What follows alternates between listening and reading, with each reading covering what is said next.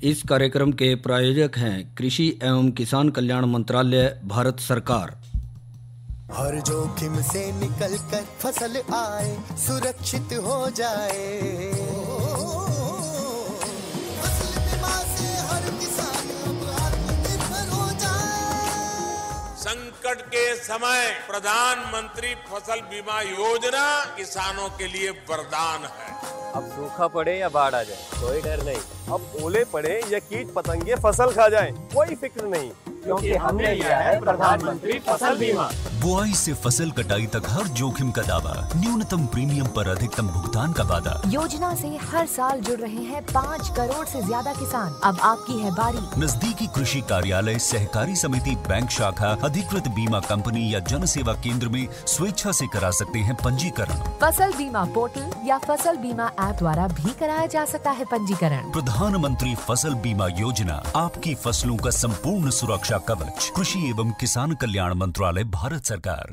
गिरधारी भाई राम राम। वीरेंद्र भाई, आपने भी और कार्यक्रम के सभी सुनवाने हमारी राम राम। वीरेंद्र भाई जी गिरधारी भाई, किसान वाणी कार्यक्रम बिल्कुल के गिरधारी भाई, बातें बहुत हैं करने के लिए और किसान भाई भी जो है बहुत व्यस्त हैं। अच्छा, कारण व्यस्तता का आपने पता है, एक फसल तो ठाण लग रहे हैं। बिल्कुल बते रहना जो टाइम की थी ठा भी ली, और आगे ऊपर ते जो रबी मौसम की फसल है उनके बुआरे की भी तैयारी कर रहे हैं। कोई पड़ेवा कर रहा, कोई सीधी बुआई कर रहा, कोई फांदेना काबू कर रहा, तो इस काम में व्यस्तता है। और खासकर तो ये नहीं कह रहे कि आप गेहूं की बात करना चाहो। हाँ, जो सारे आ रहे हैं तो उसमें जो देखे हैं रबी फसलों का बुआरा चलेगा, जिसमें अहम फसल है गेहूं की। सब्जियां भी लगा रहे हैं, जई भी लगाएंगे लोग। अच्छा, लगा तो लेंगे, जौ भी लगाएंगे। जिस तरह आप कहते नहीं भी गेहूं की जो फसल है उसमें किस्म, खेत की तैयारी, खाद, पानी, ये सारी बात आप करो जी। तो कुछ और भी हुआ है कुछ में को कहते? बिल्कुल आप सही कह रहे हैं। इसके अलावा जो एक बहुत ही देखो और है, और की बात करिए आपने, मनोरंजन तो वही है। अच्छा, मौसम की जानकारी हो नहीं इसमें गेहूं में बात आपकी वह भी सही है। उसके अलावा जो देखा जाए उसकी देखरेख तो देखो करनी पड़ेगी। अच्छा, कई तरीके हैं, ये कई तरीके में। एक तो हमारे जो चले आ रहे हैं भाई, सीधा हम रासायनिक खाद्यों का इस्तेमाल कर रहे हैं, और इसके साथ साथ जो आ जाए जो कीटनाशक है रासायनिक, उनका इस्तेमाल कराई ना रोके हैं। अच्छा। बीज उपचार से लेकर आगे तक। तो ऐसे में जो इब एक है तो पौराणिक पद्धति पर नए रूप में आ रही है, और उसने क्या कह दे बोला, प्राकृतिक कृषि। अब मैं ये कहता, जब जिस तरह गेहूं की आपने बात करी भी कीटनाशक प्रयोग करें, तो कीटनाशक की बात आपने करो दी और प्राकृतिक खेती की बात कर दी, तो उसमें बता दें एक कीटनाशक बहुत बढ़िया प्राकृतिक खेती का। वो क्या बोला? उसने हम बोला अंडी कात। अंडी कात, जिसने उन कहते हैं आम बोलचाल में अंडी दवा। हाँ, यानी देसी जड़ी बूटियों की दवाई। अच्छा, तो या गेहूं में भी इस्तेमाल, हर तरह की फसल में इस्तेमाल, मतलब जहाँ कीट पतंगे होंगे उनके रोकथाम के लिए बीमारी इस्तेमाल होगी। तो यह बनाए किस तरह? आपने पहले चर्चा करी है कि इसमें जिस तरह देसी गाय गोबर है, ठीक है ना जी, देसी गाय का मूत्र है, नीम की पत्तियां हैं, शरीफा का पत्ता है, कंज की पत्तियां हैं, तम्बाकू का पत्ता है, फुटूस है, गुड़ है, और दिमक मिट्टी है, ये सारी हैं जी। बात है कि तैयारी हम करेंगे। हमने तो बता दिया था कि कौन कौन से ये जो है, कल भी हमने इस पर चर्चा करी थी कि ये साधन चाहिए, लेकिन कल अपनी एक बात रह गई थी। क्या बोला? कि भाई वो दवाई तैयार करें किस तरह। हाँ, कल तो आप उस पर लगे रहे कि भाई इसका इस्तेमाल फायदा क्या है, कौन कौन सी चीज़ इसमें इस्तेमाल हुआ। तो जो बात है कि जब हमारे पास सारी चीज़ें होंगी नहीं, देसी 1 किलो देसी गाय का गोबर है, 4 लीटर गाय का मूत्र है, नीम की पत्तियाँ 1 किलो है, शरीफा पत्ता 1 किलो है, करंज की पत्तियाँ 1 किलो है, तम्बाकू का पत्ता 1 किलो है, फुटूस 1 किलो है, गुड़ 50 ग्राम है, और 1 मुट्ठी जो है दिमक मिट्टी। ये सारा सामान हमारे पास होगा, इकट्ठा कर लिया। हाँ, तो इन सारे सामान ने अच्छी तरह कूट कर मिला के और माटी के बासन में जो 7 दिन तक रखा। अच्छा जी, न्यू पा दें? ना, कूट छेद करनी पड़ेगी। अच्छा, ठीक करे। चलो, उसने इकट्ठा कर दिया एक मिट्टी के बर्तन में, माट में पा दिया, समझ लो। और 7 दिन पीछे जी जो सारी ये चीजें इन्हें निचोड़ के इसका काथ काट लेंगे। काथ बोल रहे हैं जी, जूस जिसका जी। और काथ ने मालकिन के कपड़े में छान के अच्छी तरह डब्बे में भर लेंगे। पतले से कपड़े में ना छान दो, जिन्हें उसके पीछे क्या है, जो सामग्री जो है बची होगी उसमें माटी के बर्तन में डालकर 1 लीटर देसी गाय का मूत्र मिलाकर रख देंगे। जी हाँ, हम सामग्री क्या समझ ले, वो गादसी बच जा नीचे है। हाँ बस उस गादसी ने फिर दोबारा उसी में उसमें रहने रख पा देंगे। देंगे। ठीक है। और जो औकात हुआ है, जी आए हफ्ते लेना, 1 लीटर गाय का मूत्र मिलाना और अगले 6 हफ्ते तक उस अंडी दबाना निकाल कर उपयोग हम कर सकें। अच्छा, यानी यो जो सामग्री आपने बताई एक बार इकट्ठी करी, कूट छेद के माट में पाली, मिट्टी के बर्तन में पाली, छान ली और फिर उसमें ते जितनी बार चाहिए उसमें गोमूत्र डाले जाओ और उसने निकाले और 6 महीने तक इस्तेमाल कर सके। और सुन लो जी, 100 मिलीलीटर जो काथ ने 5 लीटर पानी में मिलाकर खड़ी फसल में स्प्रे कर सकें। अच्छा, जो छोटी फसल है, ठीक है नहीं, पौधे खातर हमने 10 लीटर पानी और 100 मिलीलीटर जो है अंडी काथ मिला लेंगे, इसका प्रयोग करेंगे। इस खाद ने स्प्रे 10 से 15 दिन के फर्क पे अटके फिर कर सकें। जब पहली बार असर कम होया या रह गया कम होया तो फिर अटका कर लियो आगे। और जो स्प्रे खातर 15 लीटर पानी में 1 रुपए वाला एक पैकेट शैम्पू का। अच्छा, ये शैम्पू यहाँ भी इस्तेमाल होगा? हाँ ठीक है नहीं, ठीक है। ये सोचियो मेरे पी वाला ये 100 रुपया का ब्याज का 1.5 रुपये का ब्याज का, वो मात्रा के अनुसार हो जाएगा इस्तेमाल। कई बार कीमत भी बढ़ जाएगी, कीमत बढ़ जाएगी, उतार चढ़ाव अंदर है उसमें। तो उसका स्प्रे अपना तड़की और सांझ नहीं करना है। ठीक, तो यूँ था आपका अंडी काथ, जो कि किसान भाई इस्तेमाल कर सके हैं और प्राकृतिक रूप से जो बातें आवे हैं उसके अनुसार जो है एक कीट पतंगों की रोकथाम आसानी से कर सकेंगे। तो कीट पतंगा की बात चल रही है गिरधारी भाई, एक बात और कर लें लगे हाथ। और वह बात यह है कि जैसा इन दिनों जैसा हम जिक्र कर रहे थे कि रबी फसलों का बुआरा चल पड़ा। अच्छा, तो उनका बुआरा चलेगा, उसकी साथ साथ एक कीट और चले और वो है जो कि साथ साथ नुकसान भी पहुंचाओगा और आगे भी पहुंचाओगा, और वो है दीमक। और उसकी भी रोकथाम बहुत ज़्यादा जरूरी हो जाए, क्योंकि दीमक एक ऐसा सर्वव्यापी और सर्वभक्षी सामाजिक कीट है जो फसलों का बड़ा शत्रु। फिर उसका उपाय भी देसी बता दें। हाँ, ये तो होना चाहिए, क्योंकि हम तो बात करेंगे और तरीका की भी करेंगे। और आप प्राकृतिक चिकित्सा की बात कर रहे हो, एक तरह से इसमें रोकथाम की बात कर रहे हो, तो क्या दीमक का भी इसी तरह से कोई प्राकृतिक रोकथाम हो सके है? आज देसी उपाय बताओ इसके। अच्छा, वो क्या है? मैं इबो सीखा है कुछ दिन पहले। अच्छा, वाह जी, और मैंने करके देखा। नहीं, उससे तो बात नहीं गिरधारी भाई, जो प्राकृतिक रूप से प्राकृतिक कृषि के अंतर्गत जो है हम इसकी प्राकृतिक रूप से रोकथाम कर लें दीमक की, तो उसमें मेरे ख्याल में धरती पर भी कोई असर नहीं पड़ने का, रोकथाम भी हो जाएगी। और तरीके हैं उनके ऊपर भी चर्चा कर लें। देसी लिख लो, बोलो। पेन कॉपी अपने क्या रखी? हाँ, निकाल रखी, बिल्कुल धीरे बोलियो थोड़ा। जिमी राम है 3.5 किलोग्राम करंज पत्ता, 3.5 किलोग्राम करंज पत्ता, ठीक। 3 किलोग्राम नीम का पत्ता अच्छी तरह कूटना। अच्छा, नीम का पत्ता करंज का पत्ता दोनों इकट्ठे कूटने, ठीक है जी। और 10 लीटर पानी में मिला के।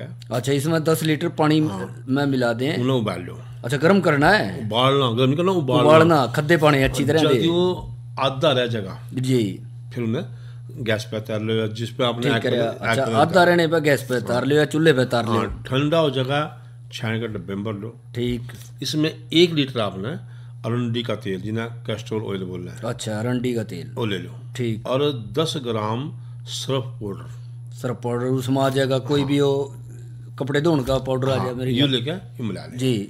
और यह दवाई 6 महीने बाद तैयार हो गया आपकी। अच्छा, इतनी मात्रा 6 महीने तक? 6 महीने में एक्सपायर नहीं होती, खत्म नहीं होती, मात्रा तो आपके खेत में निकल पड़ेगी। बहुत बढ़िया तरीका बताया, उस खेत की मात्रा है, कितने किले हैं उसके आधार पर। हाँ, ये इसकी अवधि 6 महीने की, 6 महीने की अवधि। अच्छा, इसको इस्तेमाल किस तरह करें? वह बतावांगे।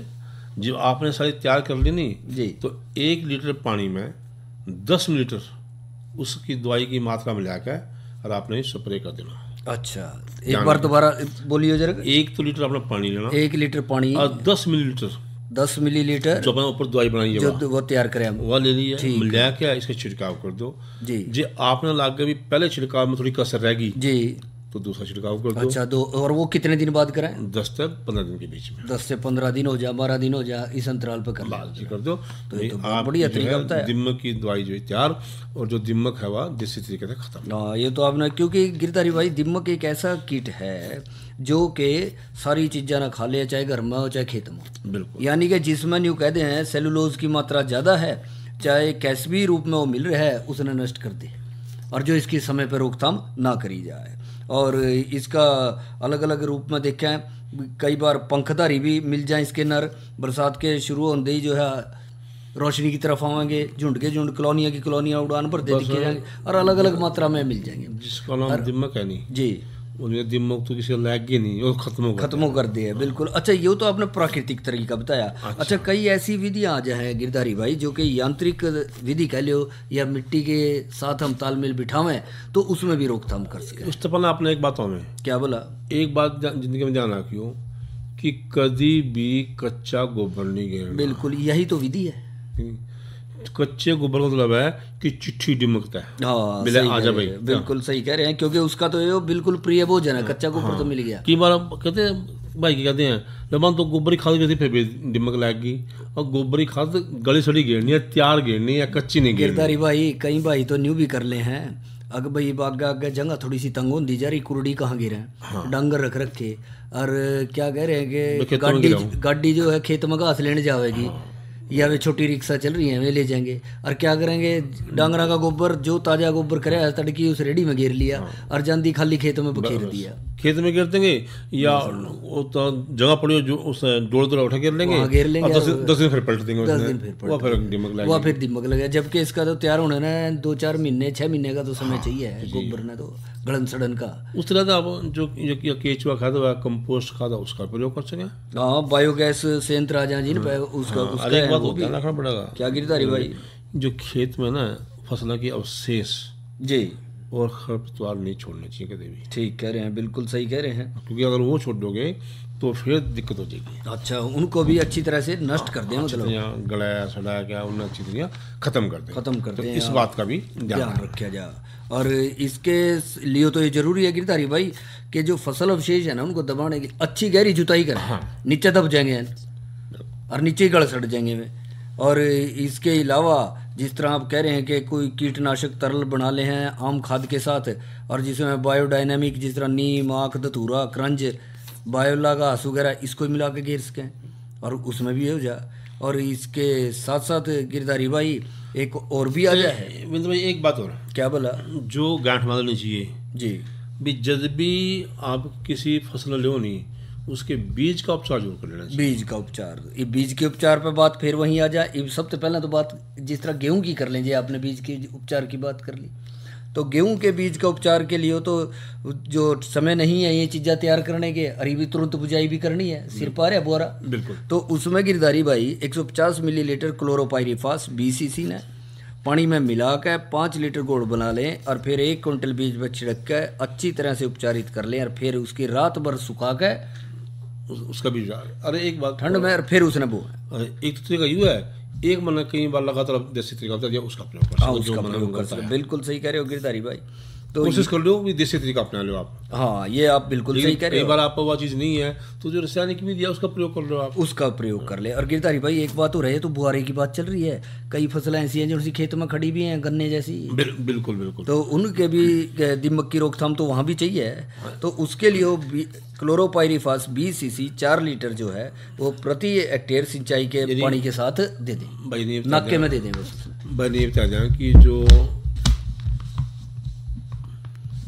हाँ गिरधारी भाई जो आप बताने लग रहे थे कि उसमें आ जाए कि खड़ी फसल में भी दीमक को जो है जो आपको जो बताया था 4 लीटर, इसका मतलब है कि लगभग वो 2.5 लीटर प्रति किले के हिसाब से बात पड़े। हाँ, जो किले के हिसाब से ले, ठीक कह रहे हैं आप। कई बार 2.5 एकड़ के करीब का 1 हेक्टेयर हो गया। कई बार आप भाई उसने ले भी ये तो किले क्या होंगे, आप क्या क्या बिल्कुल सही कह रहे हो गिरधारी भाई, तो लगभग 2.5 जो है आपने अच्छा स्पष्ट कर दिया है, बिल्कुल।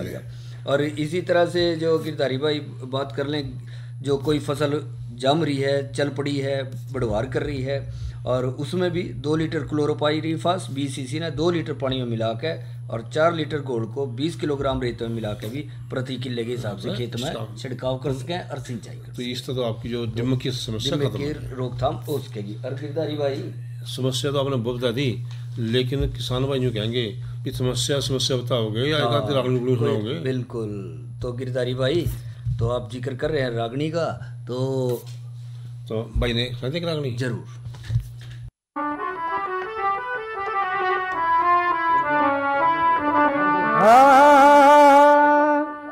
डोले में ते बहु उतरी थी,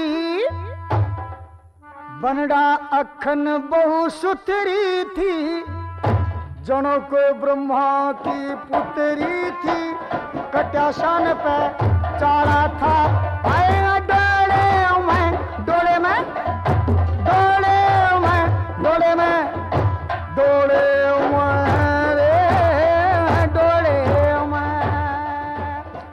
में ते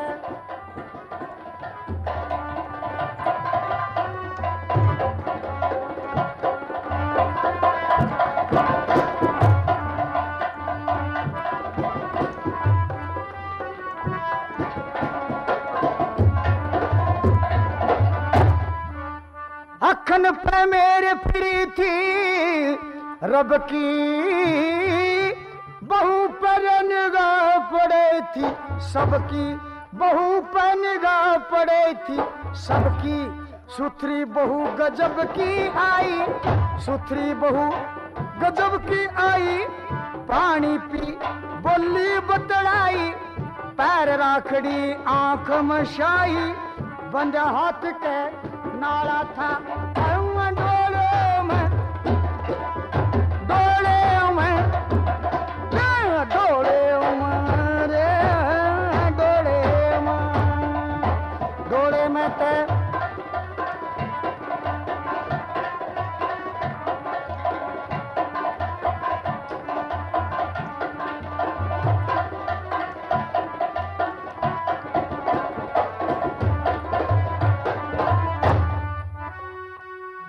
शर्म तेवा डोले में रह रही थी, वह अखन गला फहरी थी, वह अखन गला फहरी थी, कह रही थी डोला थामण की, कह रही थी डोला थामण की, बहु उतरी घटा सामण की, चमक सुनहरी थी दमन की, शर पे लता काला था, डोले में डोले में डोले में डोले में डोले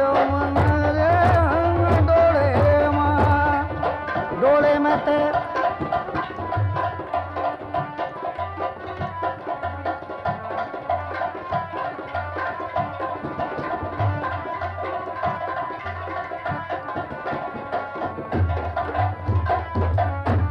रे बहू का देखे स्वर्ण कैसा गात,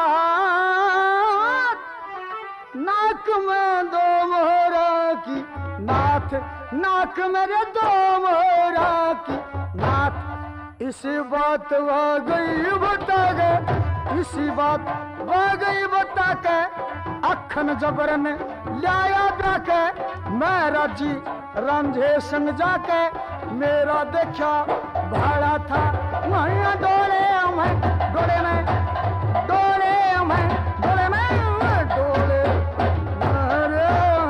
डोले में डोले में ते बहू तेरी थी,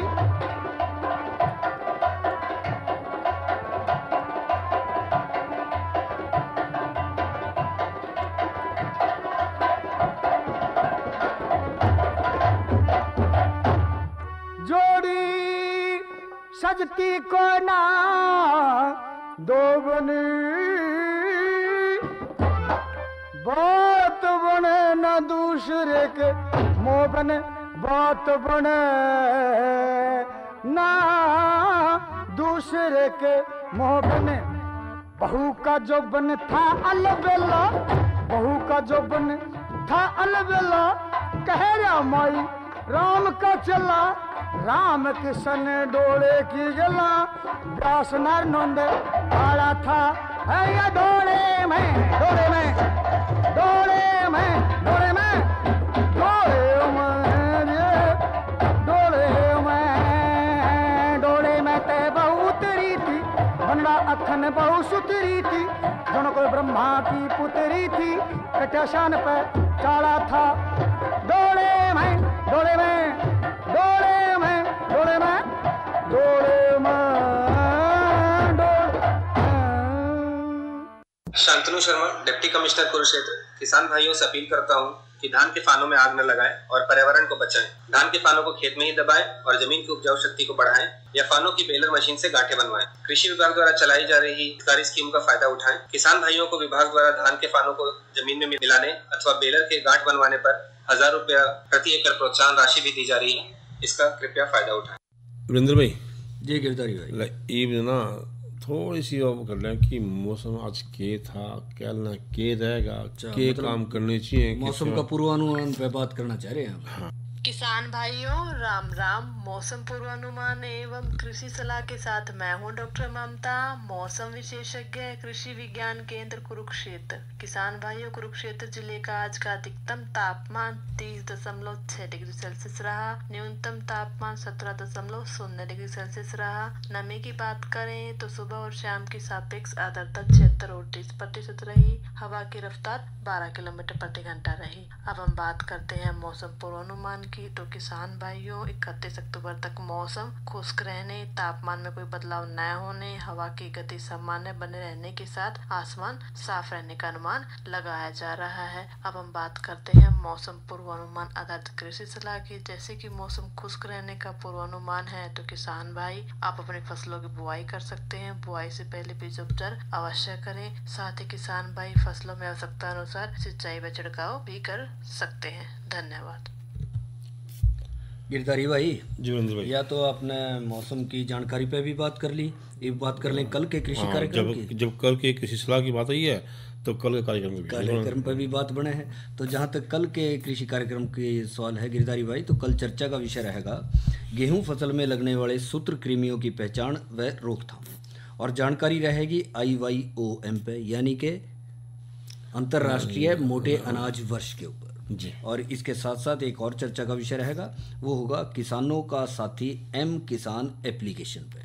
अच्छा, कल आप डिजिटल कृषि के ऊपर बात करें। जी हाँ, बिल्कुल, थोड़ा आधुनिकीकरण होना चाहिए क्योंकि अब बिल्कुल जो बहुत सी बारी के साथ साथ परिवर्तन आ रहा है, तो कृषि भी इससे अछूती नहीं है। तो एक काम कर दो, क्या बोला?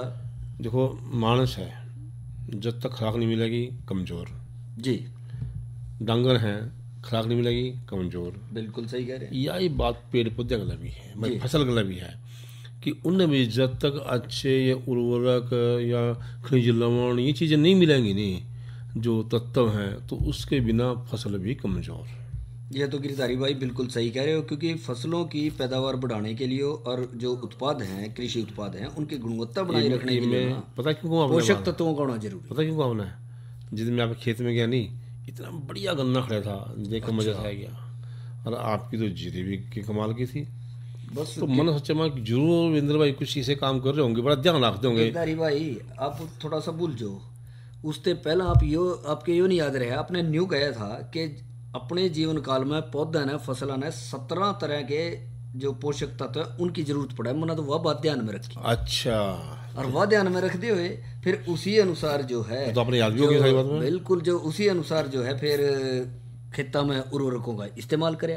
और सबसे पहला तो कराई मिट्टी की जांच। अच्छा, मिट्टी की जांच में जो जो कमियां पता लगती रही उसी अनुसार जो है उर्वरक उसमें पाते रहे। और यो भी बता दिया था उसमें लिख के कि अभी गन्ने में कितना गिरना चाहिए, क्या हिसाब किताब होना चाहिए, जीरी में क्या होना चाहिए, गेहूँ लेवेंगे उसमें क्या होना चाहिए। तो सब पहला जो ये है कि जो किसान साथी हैं अपनी माटी की जांच जरूर करा लें। जी गिरधारी भाई, बिल्कुल सही कहा आपने कि उर्वरक शक्ति का जदी पता लगेगा और न्यू नहीं अंधाधुन गिरे हो जाओ खाद उसमें। उसका मान लिया आप फसल में नाइट्रोजन बहुत हो और आप नाइट्रोजन गिराना शुरू कर दो। जी हाँ, बिल्कुल सही कह रहे हैं। या फास्फोरस ज्यादा हुआ और ज्यादा गिरे, उससे गिरधारी भाई उल्टा असर पड़ेगा उसके। और क्या है, तासीर खराब होगी खेत की। जितनी ज़रूरत है, जिन पोषक तत्वों की ज़रूरत है, संतुलित मात्रा में उतने ही देवें। और जैसा हमने जिक्र कराया, आपने भी बहुत पहले जिक्र कराया था कि भाई 17 पोषक तत्व जो हैं ज़रूरत पड़ेगी पौधों के लिए।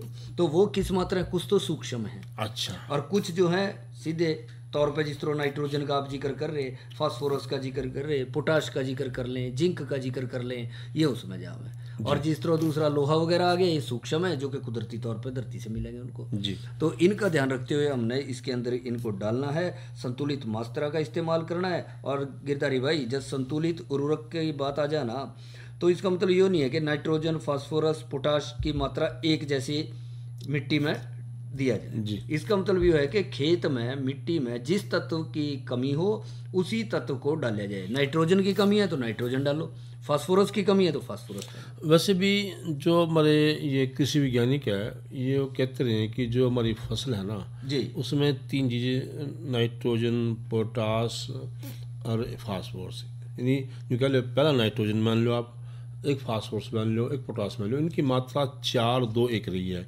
बिल्कुल सही कह रहे हैं। 4 मान लो 4 किलो मान लो आपकी नाइट्रोजन होगी तो 2 किलो आपकी फास्फोरस होगी और 1 किलो पोटास होगी। 1 किलो पोटाश होगी, बिल्कुल सही कह तो रहे ये हैं। एक संतुलित तरीका है उसका। हाँ, ये आपने बिल्कुल सही कहा गिरधारी भाई, क्योंकि संतुलित है तभी तो इस्तेमाल कर रहे हैं वैज्ञानिक भी। और एक और बात पता लगी, वैज्ञानिकों की बात चली तो गिरधारी भाई, न्यू है हमारे देश में जो है 48% तक जमीन में जिंक की, 31% जमीन में बोरान की, 13% जमीन में लोहे की और 4% में मैग्नीज की और 2% में कॉपर की कमी देखी गई है। अच्छा। और ये पूरी जदी होगी जब मिट्टी की जांच करके संतुलित उर्वरकों का इस्तेमाल करके हम जो है सूक्ष्म पोषक तत्वों की कमी को भी पूरा कर लेंगे। अच्छा। जो ध्यान पे उसको समय पे इसका जिस तरह आपने कहा 4-2-1 का हिसाब रख ले तो भी बेहतर है, उसमें जो उसको कर लेंगे।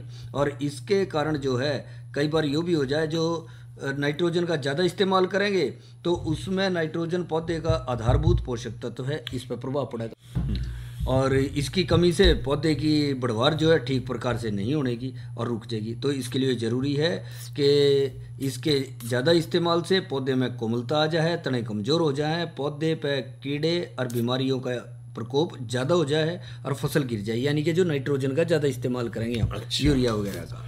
एक बताओ, जो धरती की उर्वरक शक्ति है ना जी, उन्हें बढ़ाने खातर हमने संतुलित उपयोग तो करना है, लेकिन वो करना किस तरह है, उनकी किस तरह उन्हें बढ़ोतरी होगी, खास तरह फास्फोरस पोटास की बात। हाँ गिरधारी भाई, वो आपने अच्छा जिक्र कराया कि उसके लिए भी हमने सही तरीका तो इस्तेमाल करना पड़ेगा ना जो ले रहे हैं। तो वह कद देनी और नाइट्रोजन की मात्रा मतलब जैसा फास्फोरस पोटास की मात्रा वो कद देनी है, बिजाई के समय देनी है। जब बिजाईकरण ले खेत तैयार कर रहे हैं नीचे दे दो। अच्छा। बिजाई के दौरान दे दो, यानी फास्फोरस भी पूरी और पोटाश भी पूरी मात्रा दे दो।